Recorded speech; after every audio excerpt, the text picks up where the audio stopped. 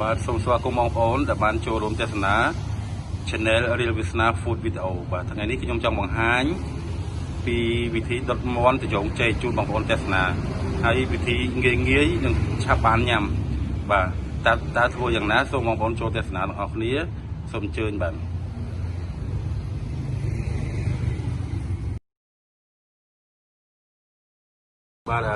គ្រឿងផ្សំរបស់យើងមានដូចជាមាន់ត្រយងចេកជីម្ទេសប្លោកម្ទេសខ្ទឹមសត្រសក់ហើយនឹងក្រូចឆ្មាអំបិលប៊ីចេងស្ករសប្រេងខ្យងប្រេងឆា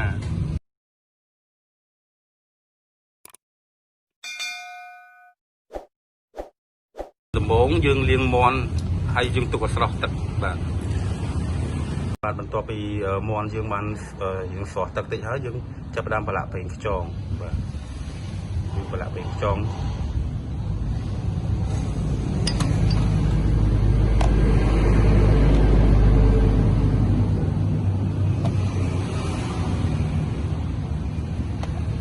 បាទបន្ទាប់មកយើងចាក់ដាក់ប្រេងឆាបន្តិចទៅបាទដើម្បីពេលយើងដុតកុំឲ្យវាខ្លោចបាទហើយយើងដាក់អំបិលបន្តិចទៅហើយប៊ីចេងបន្តិចទៅបាទហើយយើងទុកមួយឡែកសិនបាទបន្ទាប់មកយើងហាន់ត្រយងចេករបស់យើង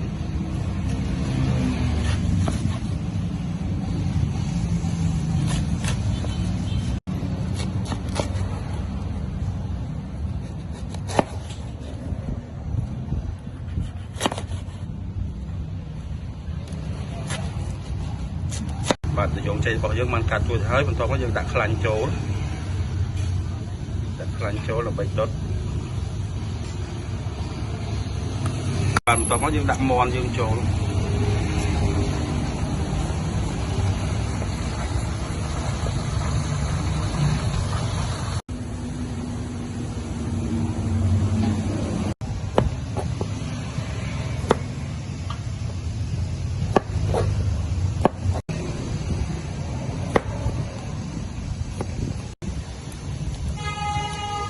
បន្ទាប់មកយើងបុកទឹកត្រីបាទ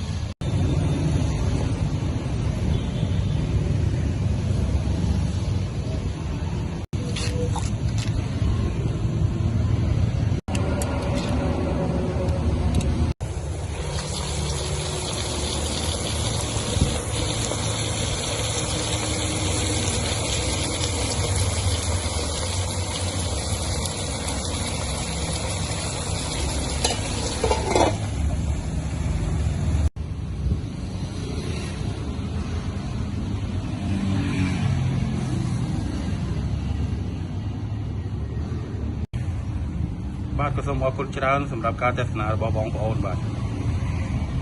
បងប្អូនជួយចុច Subscribe Channel Realveasna Food Video នេះផងបាទនិងសូមចុចសញ្ញាកណ្ដឹងដើម្បីទទួលបាននូវវីដេអូថ្មីរបស់យើងខ្ញុំទៀតបាទហើយនឹងបងប្អូនខមមិននៅវីដេអូខាងក្រោមបាទអរគុណច្រើនបងប្អូន